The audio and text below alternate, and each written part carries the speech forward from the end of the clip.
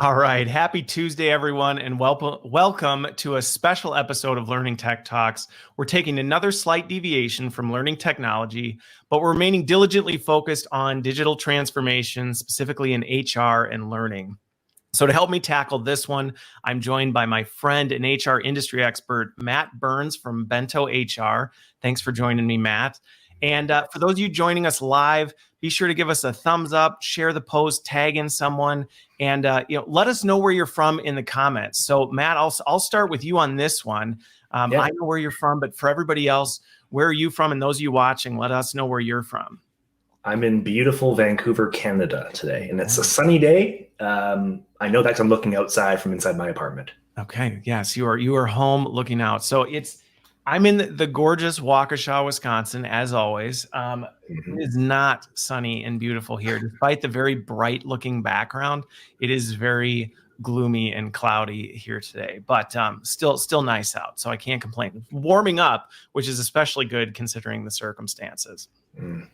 All right. So before we get into the discussion, let's do our kickoff question. And again, everybody watching, this one applies to you too. Put it in the comments. But Matt, in your apartment, right, or your residence, whatever, anybody watching, residence, apartment, condo, house, if you could add a room to it, any room of your choice, you have no budget restrictions, anything like that, what would it be and why?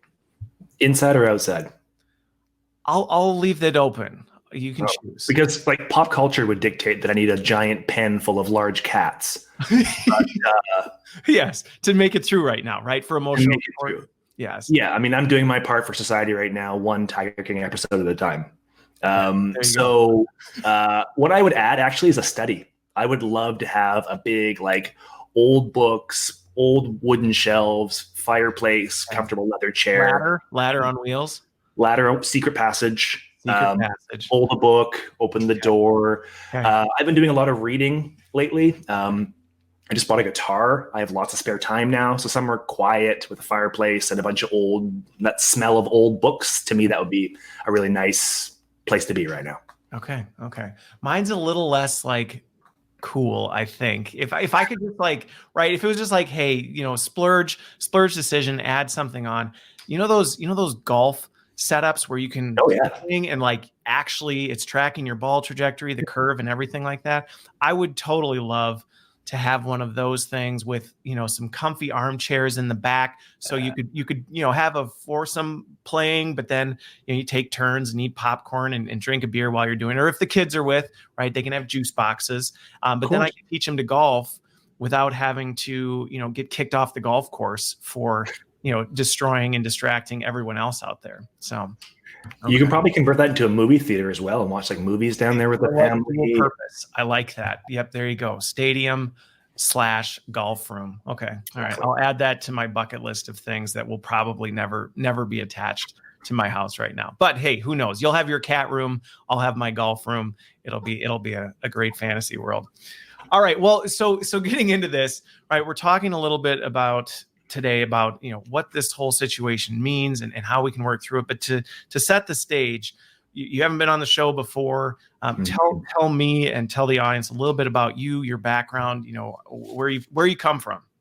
Yeah, no, happy to. So I spent 20 years in the corporate world. 15 of those were in human resources. The last 5 as an HR executive. I cut my teeth largely as an HR generalist, but in those last 5 years, spent a lot of time leading transformational projects. So that means large restructuring initiatives, a lot of reconstruction in terms of individual corporate divisions. I worked a lot, like you, Chris, with large corporations. So a lot of work restructuring HR, reconfiguring organizations, and did that over a number of different industries. And over the course of the last 5 years I was in those roles, I realized that there was a bit of a tension in terms of the traditional business structure. And I felt like I could have an impact that was greater outside the 4 walls of a single organization. And ultimately decided to leverage the experience that I had in leading digital transformation activities to do work with other organizations and help make organizations more human-centric. And that's what we do now at Bento HR. It's really around digital transformation. It's around analytics, technology, and strategy, and the blend of those 3 things. Okay. Well, I want to dig into the digital transformation piece a little bit more here. But one of the things you hit on that I think this whole situation right now has rapidly raised to the top that I don't necessarily know everybody's fully grasping onto this yet, is the importance of human-centric design in organizations and digital transformation. I think a lot of times there's this misperception that, oh, technology, digital transformation means less focus on humans. And I would say, no, quite the opposite. If anything, right, that is one of the most important things. So when you talk about human-centric design in HR, how do you define that, or where have you been driving that?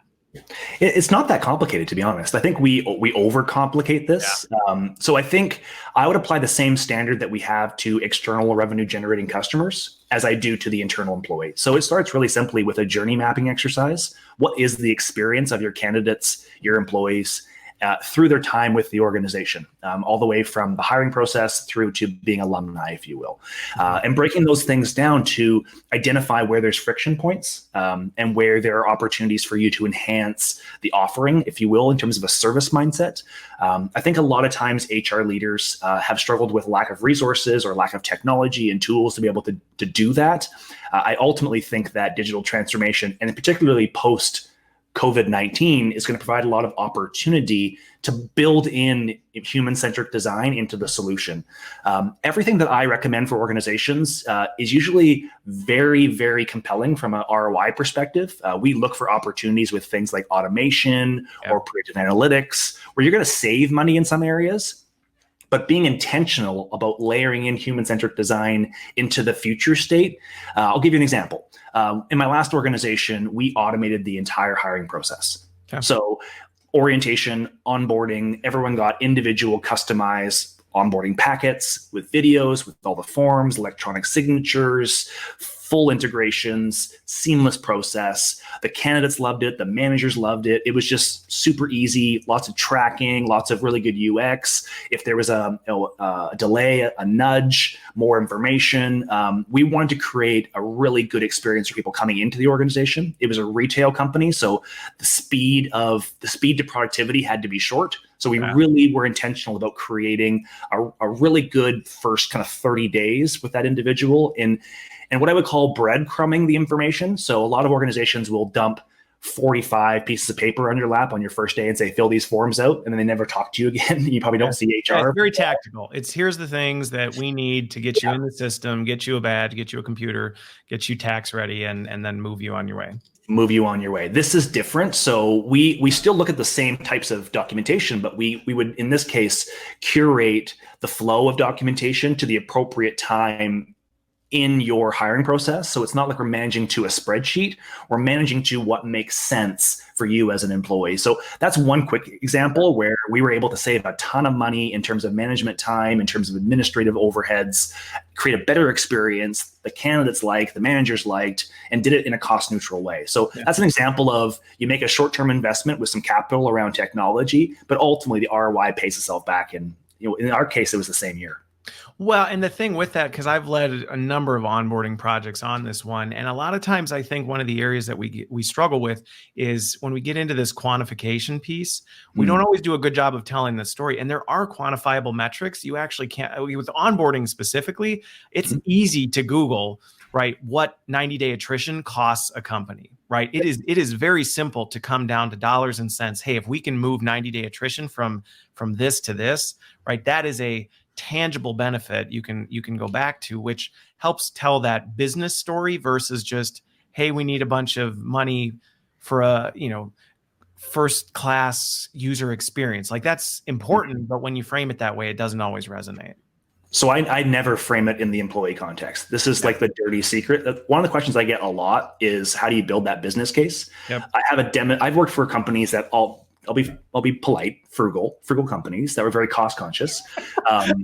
My budget as an HR leader has never increased year over year in my entire career. It's always gone down. It's only when I've taken a new job in a new organization, when I got a good sized budget, was able to negotiate that. And then of course, over time, it starts to become smaller and smaller and smaller as a percentage of overall revenue. I think in that case, there's two things that I would mention. The first thing is, there's measurements that we know that are societally accepted, whether it be 90-day turnover. We also went one step further and actually introduced free SurveyMonkey surveys at intervals in that process and actually assessed every person at day 7, at day 14, at day 28, and then ultimately at day 60 and day 90. So we were able to get even better data, 3 questions, very simple, that validate that our process that we had designed was actually happening in real life. And then we were able to pinpoint where there was breakdown. So we wouldn't just say, hey, our turnover 90 days is problematic. We would say, hey, our turnover for 90 days is problematic, and here's why. Yep. Have the data behind it to be able to demonstrate that. I think that's super important. But back to my earlier point, when I'm making a business case to an organization, whether it's a CFO or a CEO or a board, I mention the employee benefits around experience as a nice side effect of a business decision. Yeah. So I lead with, we're going to be more compliant. We're going to save money. It's going to be more efficient. We're going to reduce our path to productivity. That is the benefit. Yes, there's a huge turnover cost in terms of just the money to hire people and turn them over, but there's also a huge cost in terms of productivity. Most employees aren't fully productive in 90 days. It takes them time. And in particular, this is easiest probably to measure in a sales organization. But if you can measure it in any organization where productivity is a measure, manufacturing, sales, then you're able to demonstrate that kind of that learning curve and the performance. The delta between day 90 and let's say day 180 is what you miss. That incremental performance boost is what you would miss if people keep turning over before day 90. So a company is investing a lot of resources for a very small ROI. What we did to demonstrate that was we actually built in a very back of the napkin type model, in which was it costs this much money. Let's just say it's $10,000 to onboard and orient an employee. In the first 3 months of their employment, here's what they deliver on average to the company, and here's the ratio. And then we did the same thing for 6 months and 12 months, and we're able to show that the ROI to the company was obviously much greater the longer they stayed with the organization. And that delta was a really compelling side-by-side comparison. And when our CFO and board saw that, it was like, okay, we have a problem. Yep. And it'll be better for the employee experience. Yeah. Well, and I think that's right. Speaking the language of business is that critical component of it. And the other piece that you hit on that is something that I am very excited about with where technology is taking things is the data piece, right? It's historically been difficult. And that's where I think, sometimes we beat ourselves up a little bit. Mm-hmm. Some of it well-deserved, some of it absolutely well-deserved. Some of it was, for a long time, we've been operating under the, capabilities that we've had before. And I think technology is unlocking tremendous amounts of data points that we didn't have before, that we can now use to help tell a story to say, well, we didn't really used to know what the impact was, or if we did, it was very qualitative, things like that maybe now we can tell a better story, while at the same time, like you said, and we're dramatically improving the employee experience. Here's where I struggle, though. So I agree with what you're saying. And I've been in HR long enough to remember a time 15 years ago when, this is back when Dave Ulrich was talking about HR business partners and like that model. And data was becoming prevalent in HR. And I remember my coaches at the time saying, this is going to be amazing. It's going to transform HR's relationship with the business. We're going to finally have quantifiable information. And, HR profession will be materially changed for the better ever, for, ongoing. That didn't happen. Most HR organizations evolved to report making, and they produce spreadsheets, and then they let people react to them, dashboards. They're missing that so what? So yes, you see a number, but unless you're playing a proverbial game of KPI whack-a-mole, what are you doing it for? To satisfy curiosity, to aid a political agenda in an organization? But doesn't that go back to, because I would say where this breaks down, right, is the same thing that breaks down with technology, is when you approach technology as the solution instead of an enabler to a solution, it's going to break down. And the same is true with data. If you're like, oh, data, that's the solution. We're going to get data, and the data is going to crush it, and we're going to have all the data to tell the best stories, the greatest stories.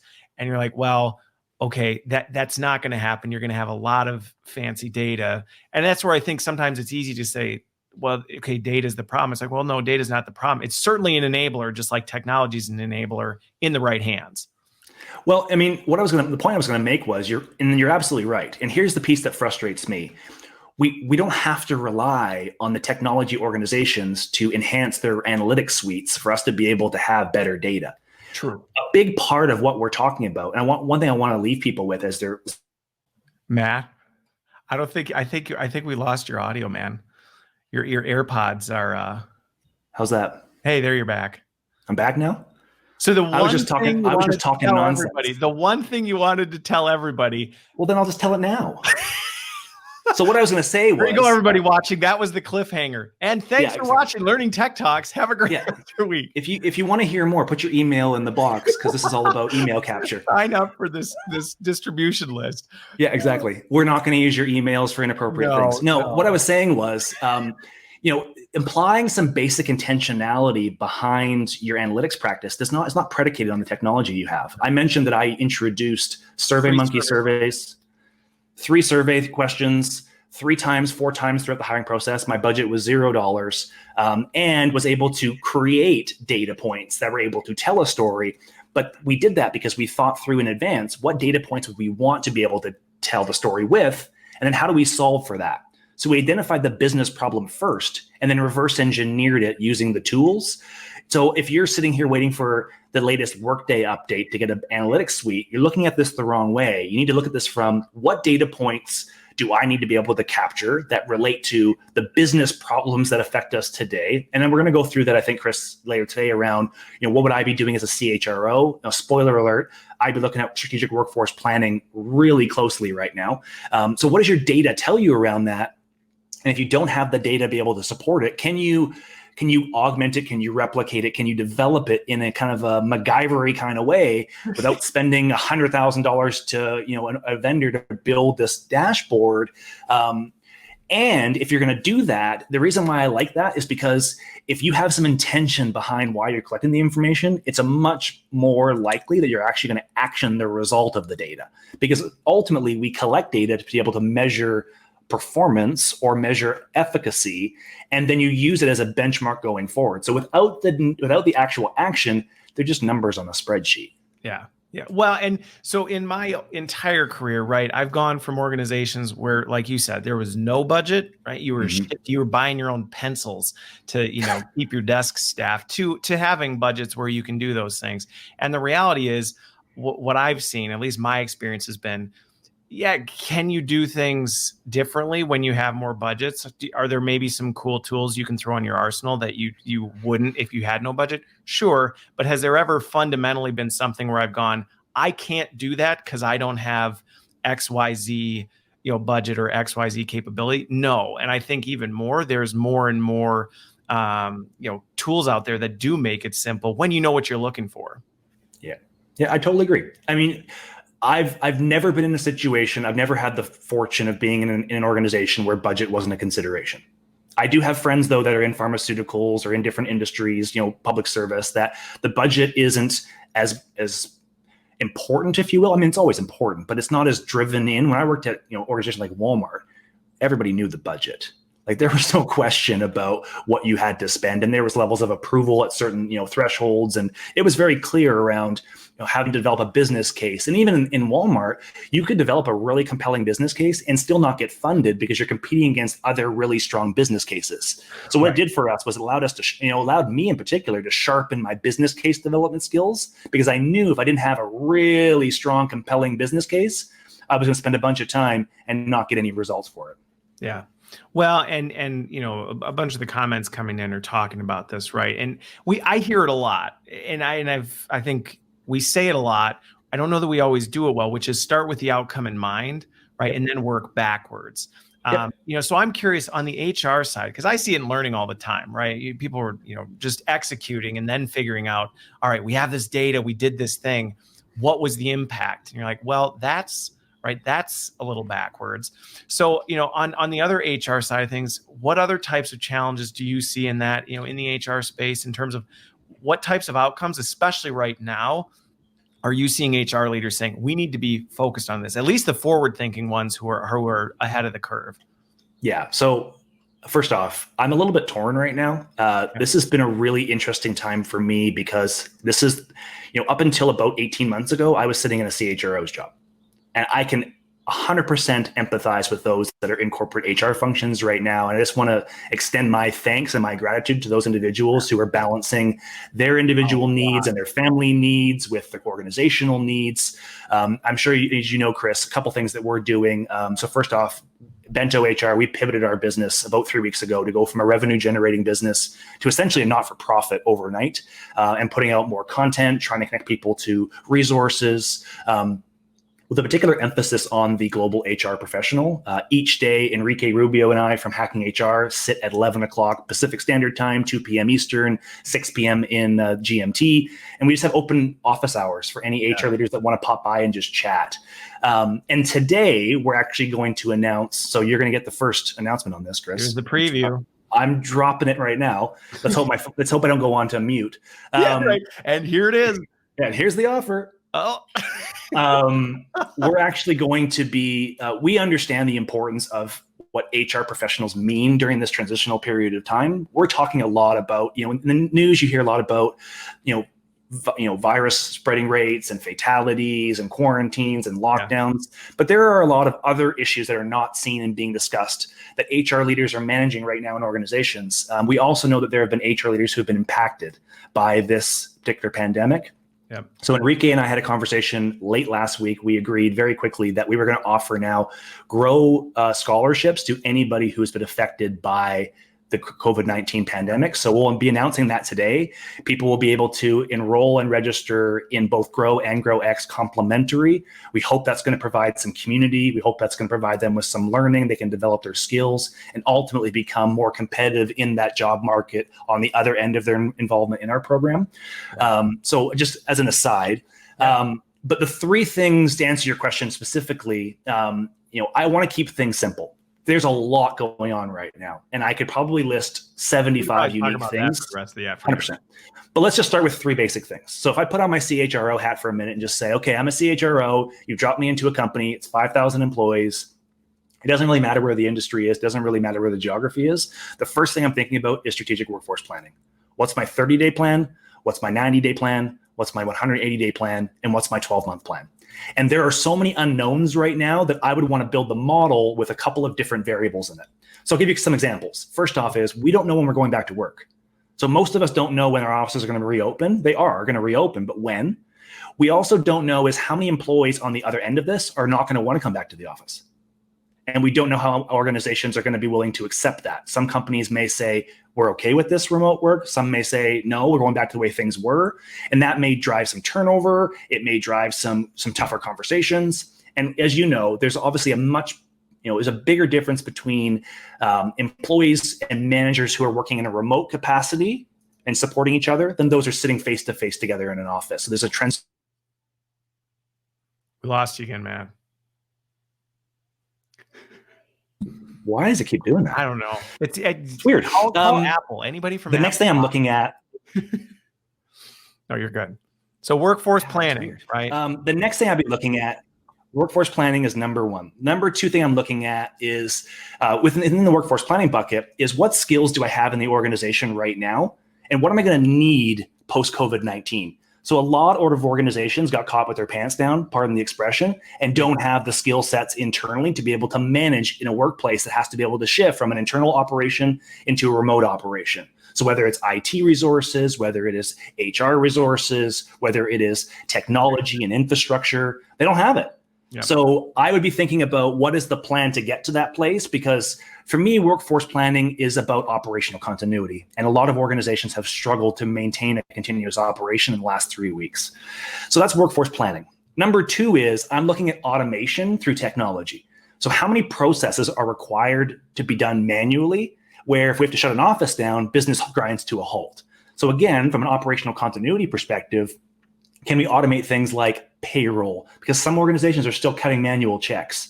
Can we automate things like orientation and hiring so we can expedite that process and not have to do group interviews or bring people in for face-to-face conversations at a time when people don't really want to interact face-to-face unless they absolutely have to? So I'm thinking about technology through automation. Do we have the tools to be able to be effective in this? And the last thing we mentioned already is I'm looking at predictive analytics. Okay. I don't know about you, but I was caught off guard by this.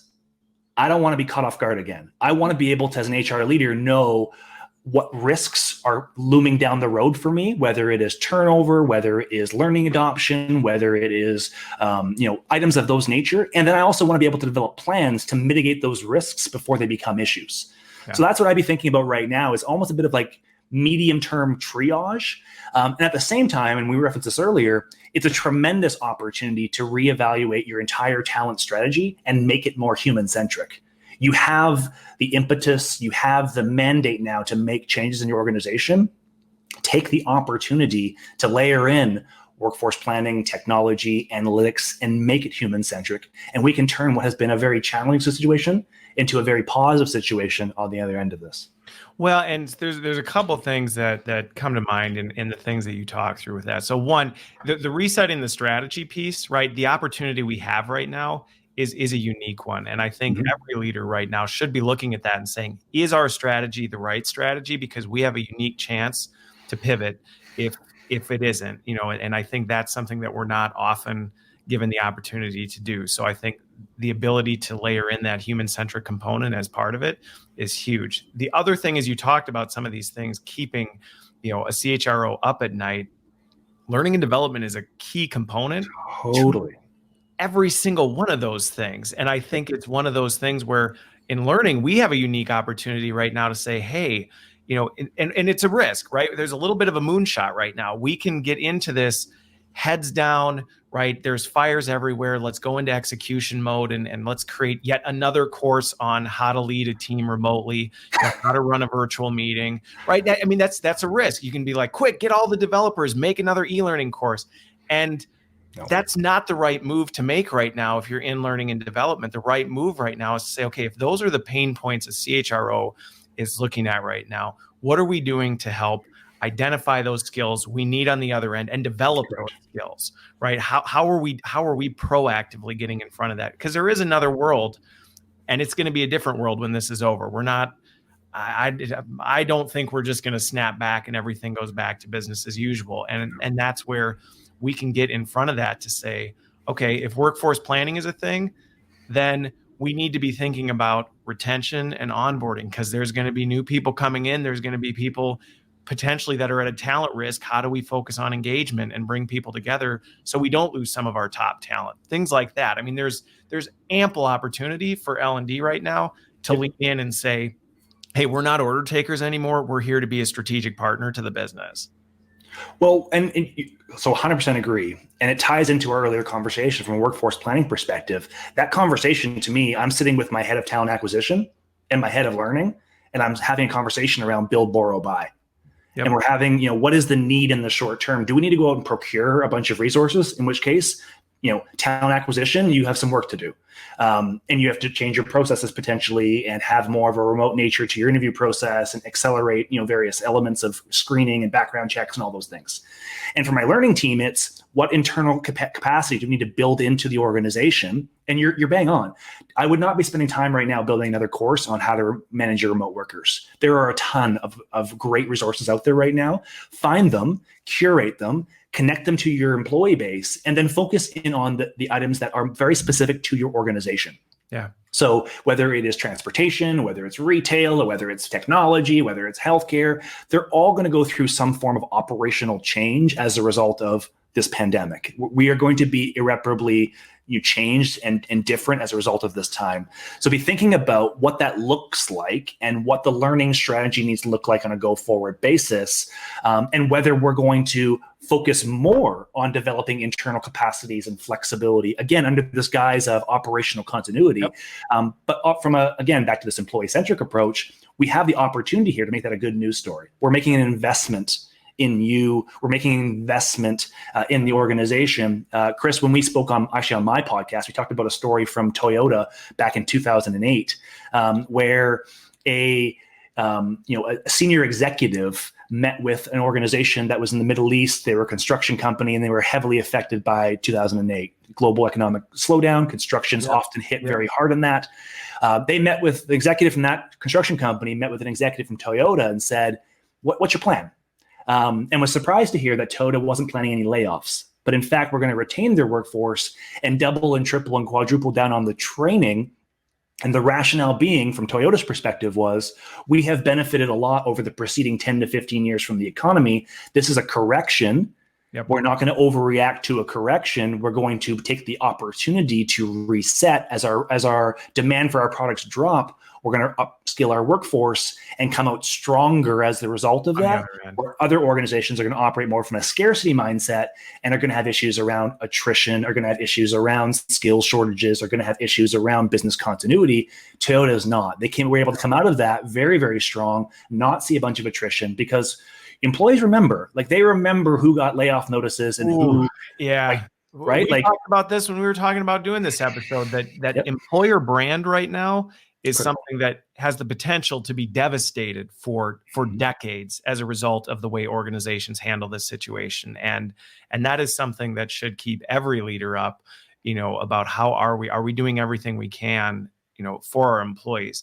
On the and what you brought up about the automation piece, and so going back to the reskilling one, right? So you're talking about this reskilling, and I think that's where that conversation that learning leaders can bring to the table is helping figure out that strategy, because we know what goes into reskilling, right? We know the magnitude of effort and can help make strategic decisions around, is this something we internally invest in reskilling, or is this something that has a short enough shelf life, right? From a workforce planning, it's a better strategic decision to outsource this talent because the time and effort it would take to reskill is not worth the investment type things. And I think those are the conversations where we can have that discussion and dialogue right now.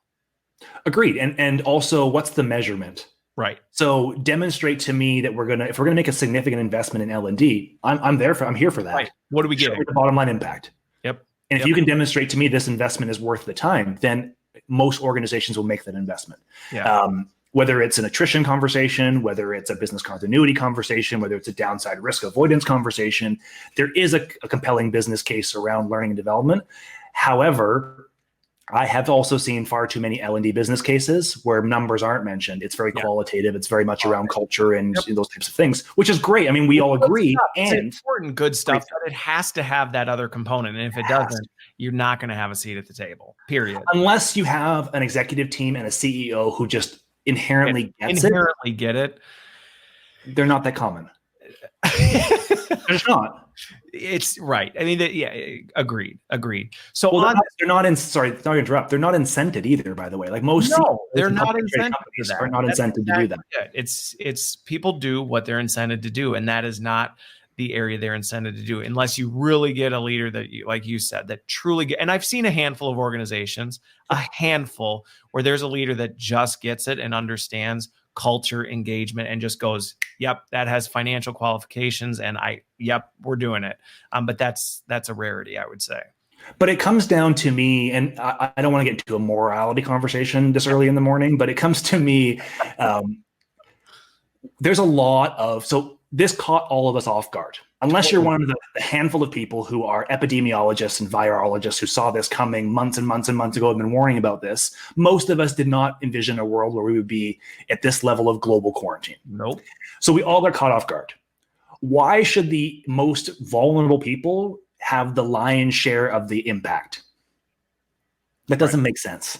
No. And I'm not making conversation here around socialism and communism and all that. I'm just saying, if you have billions and billions of dollars and that is affected by this, that's very different than if you're living paycheck to paycheck and have a family and now you suddenly have no income. And I think that the people that have the ability to contribute more at this particular time need to think about doing that and owning more of the, if you will, the burden in the short term, because ultimately we are all interconnected. And if we are not all strong, we're going to have a challenge, and this will elongate over a period of time. So I don't know what that looks like in organizations, and I understand there is a financial reality in some companies around this. There is. But ultimately, just transferring the ownership to the employee without question, to me, I struggle with that. This is not business as usual right now. No. Well, and that goes back to, so Christina had asked a question about what do we mean when we're talking about human-centered.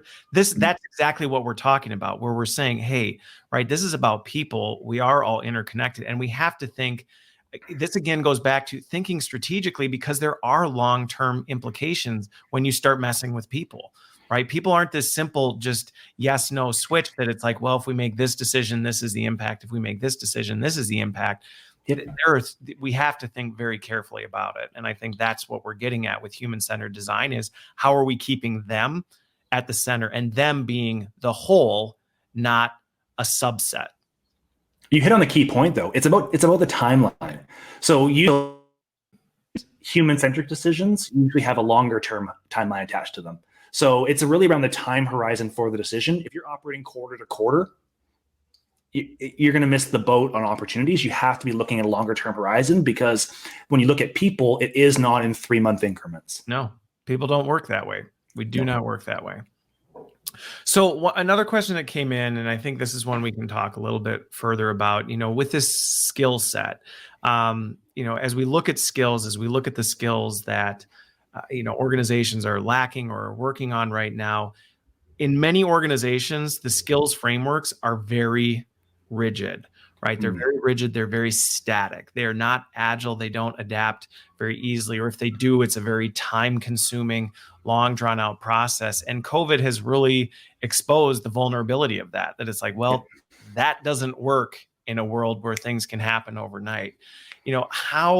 How do you see in HR and how can learning play a role in helping with that to move away from this? Okay, we've got our competency model. These are the skills. This is the way we operate to, well, we need to be more agile about it.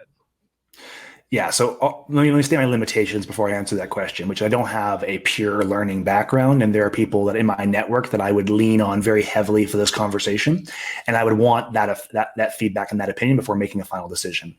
Where I sit right now, absent of those discussions, is I'd be looking at development more in the terms of performance. I ultimately think we're moving to more of a human performance type of a model versus human resources type of a model.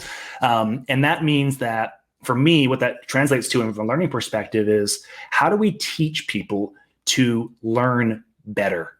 How do we prime them to be able to absorb and integrate and then deploy new information faster? So the change cycles are more adaptable so that if you're in this rigid role today and your world just changed, that's really jarring.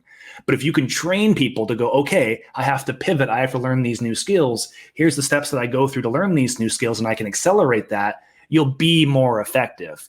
One of the biggest competencies in the 21st century in this knowledge-based economy is how well do you learn? And the people that have the most success are evolving their own learning. They have a level of self-awareness around how they learn and how they can be rewarded for that learning. I'd be looking at that measure, which is to build that agility, to build that flexibility into the organization and going down to the individual level, because ultimately, in my opinion, learning needs to be intrinsic in a lot of cases. That motivation needs to come from within. I can't compel you to learn. I mean, I can, but it's just not a pleasant experience. Compliance, and it doesn't actually. Yeah. I want integration. I want adoption, and I want people to believe in what we're doing. I understand there's a difference between first aid training and leadership training, but for that leadership training, I'd be looking at the integration of those practices. So I'd be looking at how do you get people more primed for that kind of learning, because I don't think this is going to change. I mean, hopefully we don't have pandemic after pandemic, but I don't see a world where change cycles are 15, 20 years again. This is going to continue to accelerate. People who accelerate fastest through that will have the most success, I think.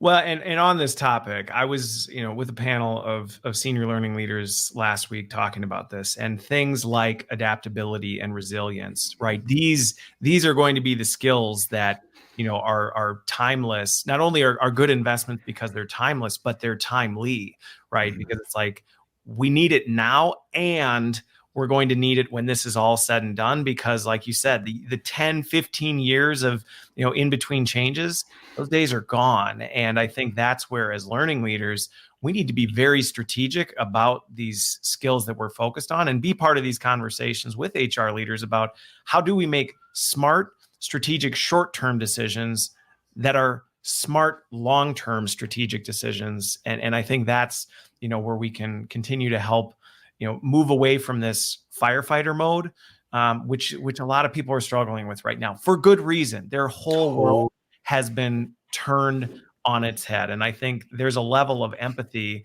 that everyone needs to have right now as we move through this. And what I would add, so great point. And I think what I would say first to that is that people need to be patient with themselves and with others and deploy some kindness and empathy right now. We're all figuring this out.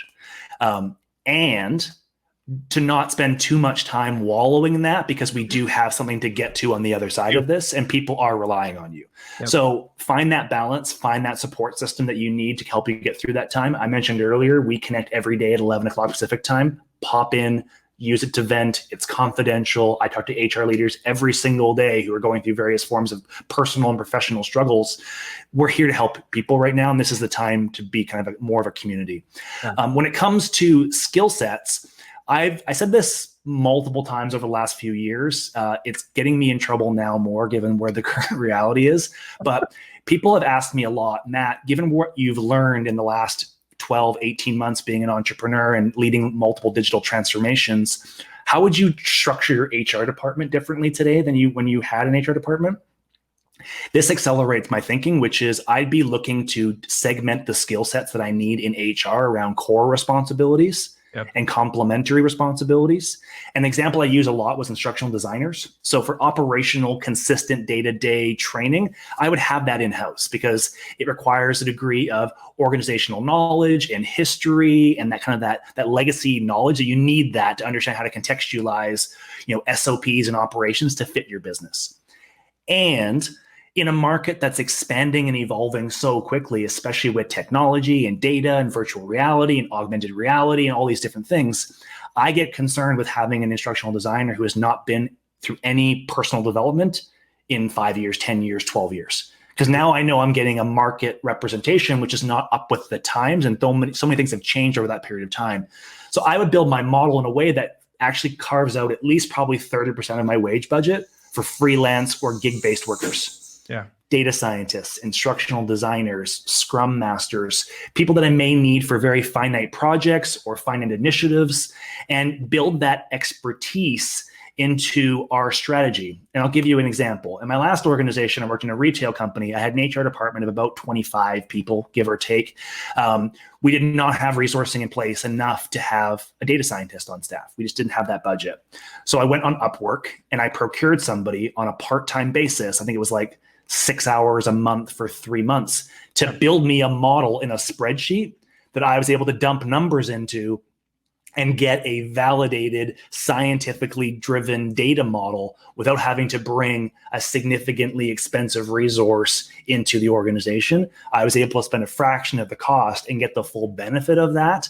And I was still able to satisfy the business need, but I looked for a different way to solve for it. I think we're going to see more of that. I think we're going to see a lot of people jump into the gig economy, and we're going to see a lot of employers start fishing in the gig economy because they're going to realize that they can get really talented resources outside of their immediate community. And there may be some really talented instructional designers in Lagos, Nigeria, or Bucharest, Romania, or Seoul, South Korea. They're going to find that out and realize that, okay, now they're not working in the office anymore. The opportunity has materially changed for both the employer and the employee. That to me gets really interesting and really exciting. And that's another reason why I'm building those workforce plans. I'm thinking through different scenarios around how do I keep my business continuous? How do we plan for the future? Yep. Well, and that's right. I've been asked the question in the past too. Do you build internal capability or do you outsource? And the answer is both. Like there is no, well, if you could have all the budget and resources, would you do it in-house? Like, no, I still wouldn't, because it's not a sustainable model. And it's about figuring out what that right blend is based on the skills you need. And to your point about workforce strategy, I do think that this current COVID situation has opened up, Kelly asked the question, right? Do you see this, opening up opportunity to include a more diverse and global market? I think it will. I absolutely think it will, because I think it's broken a lot of the legacy myths that we've had for a long time of like, well, this is how it has to be. This is how work has to get done. And it's like, well, no, it doesn't.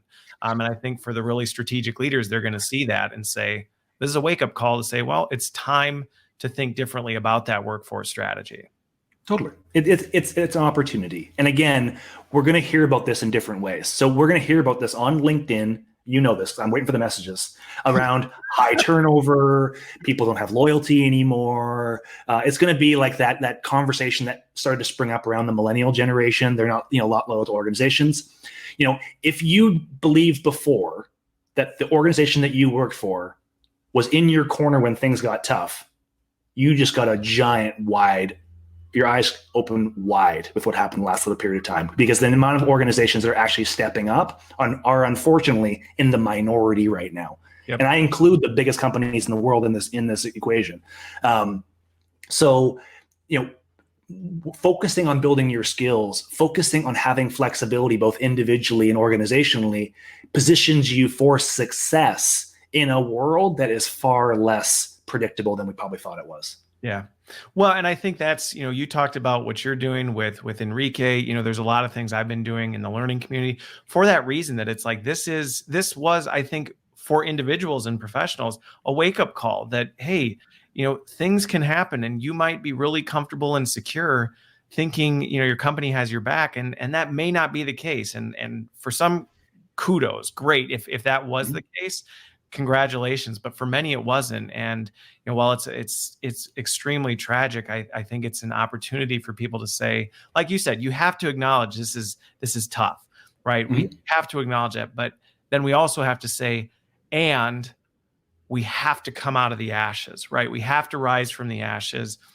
And what can I do to kind of step forward? And I think there's going to be some opportunity that you may not have had before on the other end of this. If you seize it, if you watch it go by, your life's not going to change. Sure. So 18 months ago, one of the reasons why I left my organization, and you're muted, so you cut off again. The world is conspiring. The computer doesn't want to hear my voice. It doesn't. But what I was got like a cliffhanger mic drop moment. It just. So what I was saying was 18 months ago, when I made the decision to leave the corporate world, one of the reasons I did that was because it became apparent to me, given the roles that I had been in architecting massive restructuring projects that affected thousands of people. I saw people's names on spreadsheets and went, these are our highest performers in some cases. They're just losing their jobs because the business priorities have shifted, or because their number came up, or because something that had nothing to do with their performance or their commitment or the time they spent working late nights and evenings and weekends. None of that mattered. Like, it just didn't matter, because ultimately the economics of the organization drove the decision making. And I was in enough of those conversations at the board level, at the executive level, and I went, okay, I'm architecting these today. Maybe I'm involved in one tomorrow that I don't know about. And, I was fortunate. I was a high performer. I had lots of success. I had leaders that supported me. I don't think my job was ever at risk at any point in time.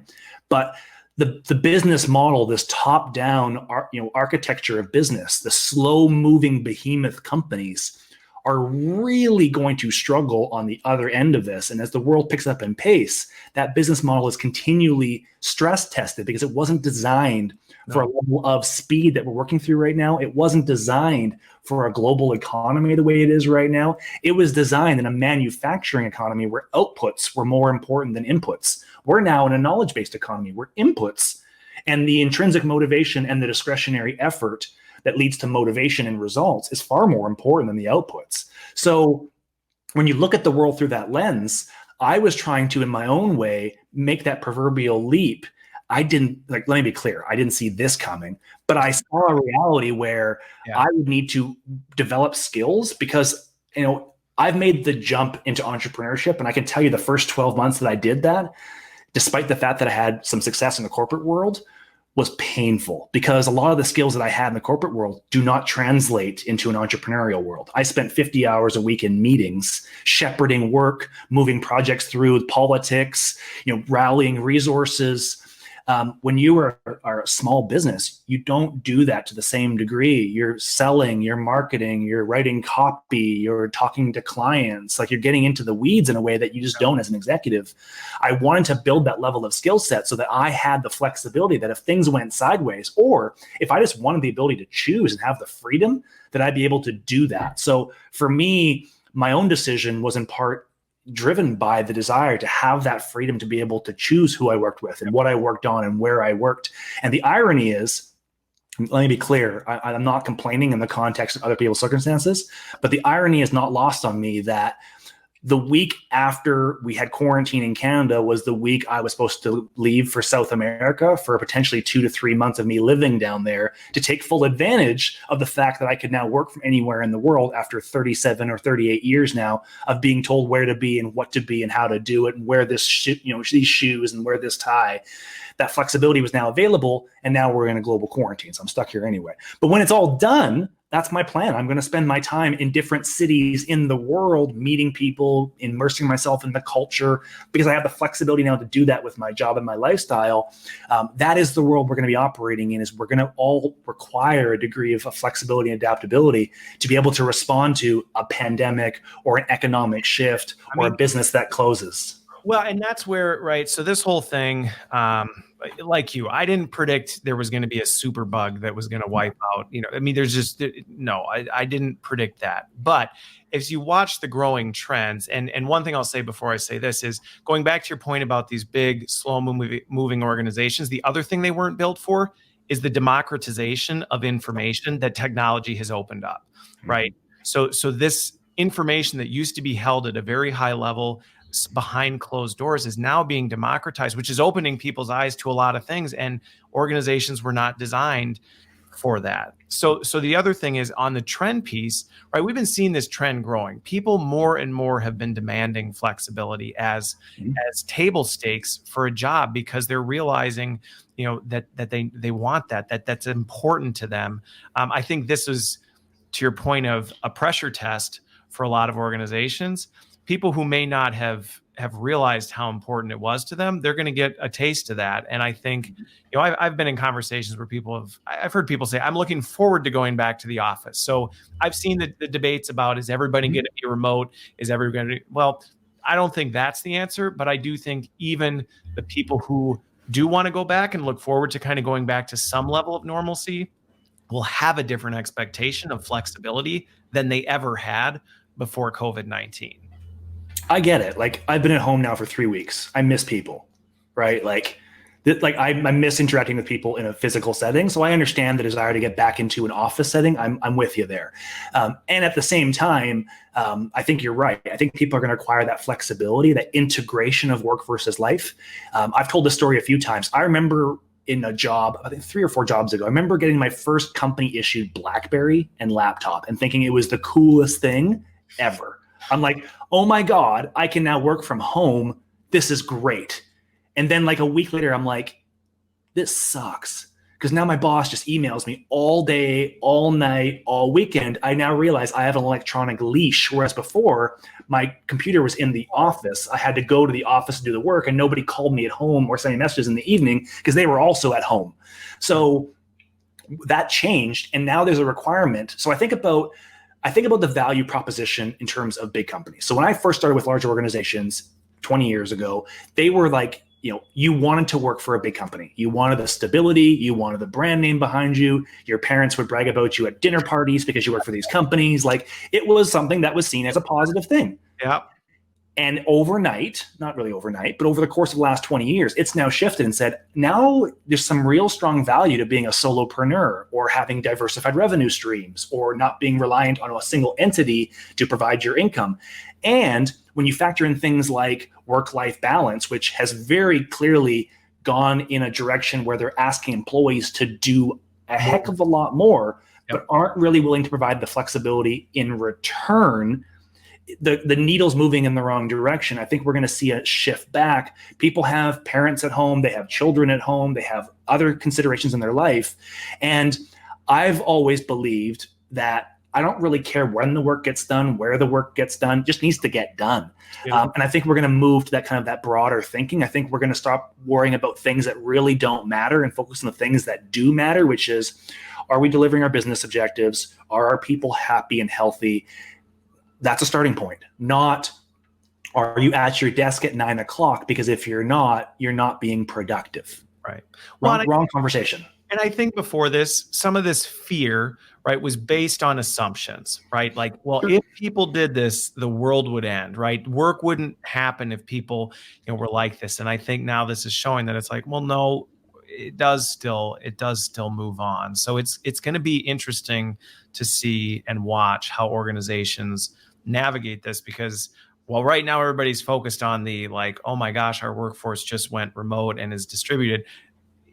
Yeah, it's not that far off before you're going to have to start thinking about reintegration, and those are the conversations that, if you're not having, you need to be having. So what one quick question, I'll just tackle this, you can jump in if you want, that came in from Tara Genie.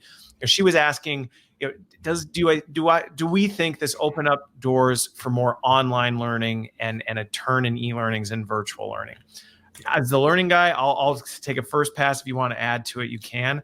I think the answer to that is yes, but we need to handle that carefully, right? Going back to what we had said earlier, there's going to be no shortage of business leaders coming saying, we need virtual training on this. We need e-learning on this. We need online learning on this, because it's just a reactionary thing. And I think we have to be very careful that we don't buy into that, because we run the risk of creating a digital landfill of stuff and not really adding value to the business, right? Which again puts us at further risk. It might make people feel good in the moment, but then at the end, it's like, okay, what did we get for that? So I think it opens doors for that. Where I see it opening doors is it may be helping break some of the mindset that, well, training only really works if it's in person. Like, no, that's not true. There's other ways to handle it. So I think that's a huge opportunity in learning. We should be capitalizing on it.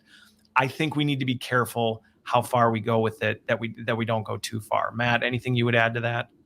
So yes, but your previous point, I think it's important to think about learning and period. Like, the only difference between e-learning and in-person learning is the medium in which we're providing learning. Yep. If you're doing lecture-driven learning, whether we're in a classroom and I'm just talking at you for 3 straight hours, or you're on a webinar where I'm talking at you for 3 straight hours, it's equally painful. Equally ineffective. Equally ineffective and painful. So you're right. There's going to be a mass movement of people towards, I need this, I need this, I need this, I need this, I need this. E-learning is a component of a broader learning strategy in an organization that needs to be supplemented and complemented by on-site one-on-one development with your leader, follow-ups, coaching conversations, perhaps some peer and buddy systems, regular check-ins. And we have the technology now that we are able to replicate a very good number of experiences through learning by being intentional about gamification, about creating real activities or case studies. We can use different mechanisms to take learning from, again, this classroom style, I talk to you in a single room, to I now have a webcam. If people are thinking they're going to be able to move things over. Well, and that's right. I mean, that's the conversation I've had on this show multiple times, where it's like, it's not about moving things from one box to the other. I mean, that's not going to net us the best thing. And I think, it's a unique opportunity we have right now. And I think technology is opening the doors for a lot of things. I think some of the things that I've talked about when it comes to digital transformation, specifically with learning, is that it's not about, reaching the same audience in a different medium. It's about saying, how do we create the same experience for everyone, no matter where they are, what their capacity, what they're like. Let's democratize learning for people and recognize, let's not just say, okay, these people are here. Now these people get to do the same thing in a different way. And I think that's a lot of what we're talking about with digital transformation. And to wrap it as you would if you were selling it to a customer. Yes. So you want to use, this is where you can buddy with your marketing folks. And I've talked a number of times about how I think marketing and HR should be blended. That's a whole different conversation for a different day. But in this context, you want views. You want people to engage. You want people to pull your learning, not push your learning at them. And if you can develop modules and programs that give people tangible applicable learning that will benefit them in their lives and their careers, people will source that out. If you create gamification and incent people to be able to deliver results, they will more likely participate in that than if you just push PowerPoint slides at them. So I think it's important to understand that we're going to have more technology with learning. Yep. And I think we go back to quantification. If I'm a learning leader, I would want to get very clear quickly on the ROI of my training programs. So if I get kind of pushed into a corner by an executive that says, I want to build a webinar-based, one-sided learning program, we can demonstrate the inefficacy of that program in terms of the output and the retention of the learners, and put it up against programs that we would have built with much more learner styles in a customization, whether it is customized learning, whether it's gamification. We can build a side-by-side comparison and say, when we do it our way, this is the result. When we do it your way, this is the result. Let's promise to never, ever build a webinar-based learning platform ever again. That's one way. Yep, completely agree. Okay. Well, we're at the bottom of the hour here, Matt. It's been great. I think, kind of the closing thought that, based on what we were talking about through this whole thing, that I think, as people are struggling, they're dealing with a lot right now. There are people losing their jobs. I personally have a very soft spot for that. And I know, right, your identity is being challenged. You're questioning, what value do I have? Is everything I thought I had not there? And don't buy into that. Reach out to the people in the community. There are lots of people out there who are there to support you and, help you pick yourself up. You're going to have to pick yourself up, but you don't have to do it alone. And I think that's a large part of, what everything we're talking about is driving towards today. So I appreciate you being here, Matt. Thanks for having me, man. All right. Well, thanks everybody for watching. Thanks for the engagement. Lots of dialogue. Hopefully you got something valuable out of this. And Matt, we'll definitely talk again. Looking forward to it. All right. Good. Thanks everybody.